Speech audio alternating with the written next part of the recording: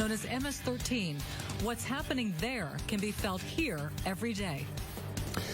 The 7 men you see on this screen behind Dominique are all charged with murder in cases spanning Harris, Fort Bend, and Montgomery counties, including this scene from 2017 involving the ambush of 2 students outside the Khan Academy on Bissonnette, and this scene from 2016.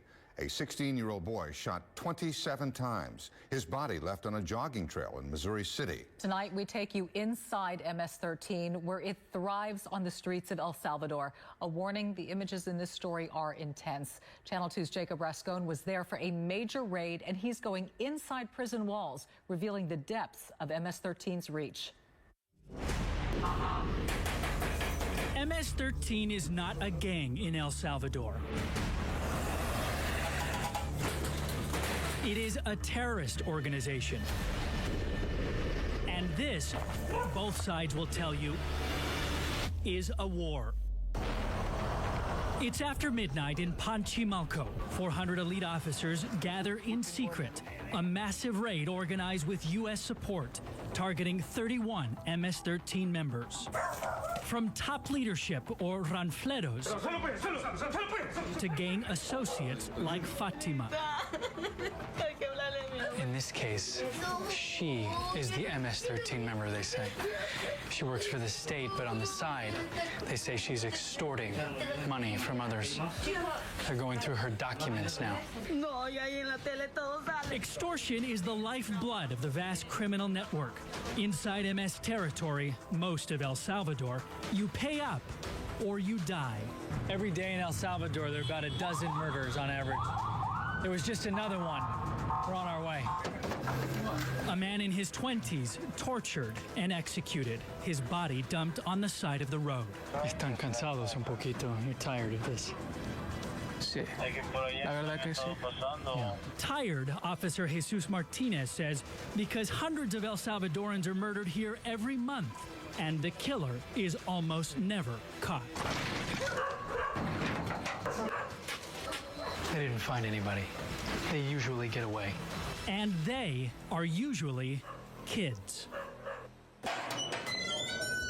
Como una guerra. They join as teenagers or younger.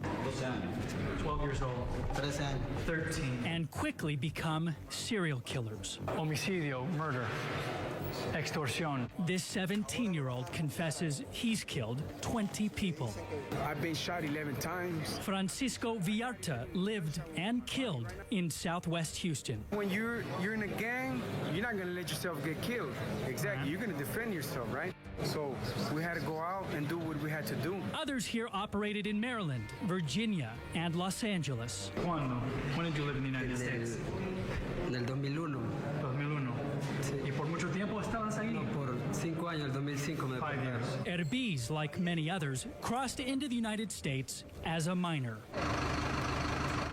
Hundreds of El Salvadorans are deported from the States every week. MS-13. Oscar Saliva is an accused MS-13 from San Francisco. Did they accuse you of being a gang member? Un pandillero? No. Never. Julio Correa lived in Galveston. 2017. Big changes last year. El Salvador's immigration director says last year the U.S. deported nearly 3 times as many El Salvadoran gangsters as the year before. I'm leaving next month. You're going back. I'm going back. You're going back. I'm going to try again. Mauricio Cardosa, a convicted felon, says there's nothing for him here.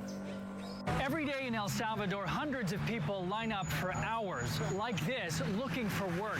But there are only ever a few positions available, and they only pay $5 per day. You want to work. Quieren trabajar en mes. They want to work. But there's no work. No hay oportunidades. For the young people, para los jóvenes. No quisiera que sus hijos anduvieran en la calle. No. I don't want my kids with the gangs. I don't want my kids in the street. In the capital, San Salvador, a small victory. The largest ever MS-13 trial. 87 members, hundreds of felony charges. Top MS-13 leadership that not long ago enjoyed cell phones, cable, and prostitutes in prison, now kept in isolation. In Panchimalco, 20 additional MS-13 caught. The front lines of a decades-long war. The United States playing an increasingly active role. So far this year, more MS-13 gang members have been caught trying to cross the border into Texas than all of last year. There are between 10 and 15,000 MS-13 in this country, it's estimated, and about 10% of them are in the greater Houston area, and they don't look like that with the facial tattoos. Here, no visible tattoos. They work, and on the side, they're gang members. There's such a problem that now police have decided to fight this war on two fronts, correct? I mean, Houston agents are in El Salvador helping to train, helping prosecute. And then those officers there come here to train. All of that unprecedented coordination will be in our next report. Well, Jacob, you really brought this story home, and it is a part of what we have to deal with here. Next report being? Next report.